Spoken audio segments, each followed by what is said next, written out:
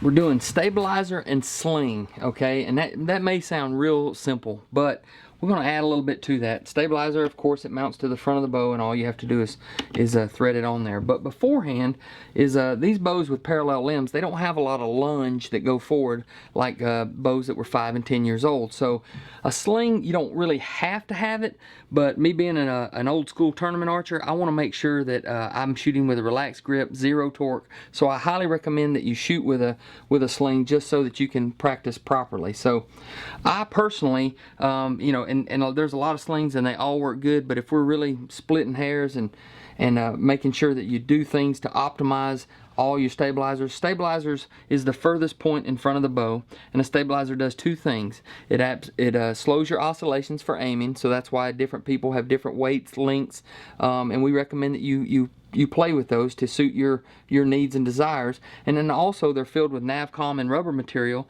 so that it absorbs shock. Because it's the furthest thing in front of the bow, it's out the most, so it's going to absorb the shock. With that said, so that the stabilizer is effective, in my opinion, I want that stabilizer going straight to the bow. You'll see this sling right here, which is very popular. A lot of the ones that are made that has the brass grommet.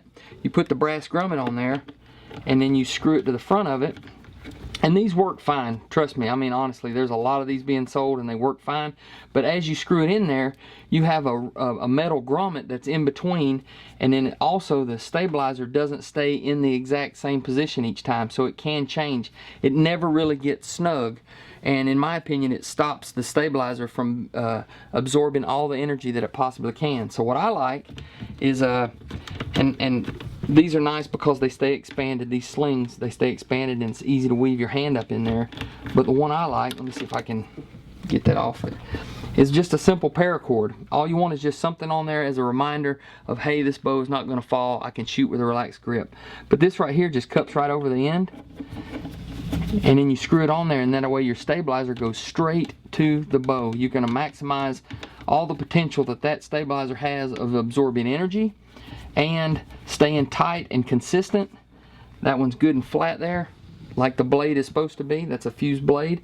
And then you just weave this through here, and then all you do is tie it like the back end of a D-loop, and voila, we've got a sling. Now again, this one right here doesn't stay rigid so that you can weave your hand in, you know, super quick or fast, but once it's on there, it's really lightweight. It doesn't affect the stabilizer, and it's there just to provide that confidence of knowing that I'm not going to drop the bow.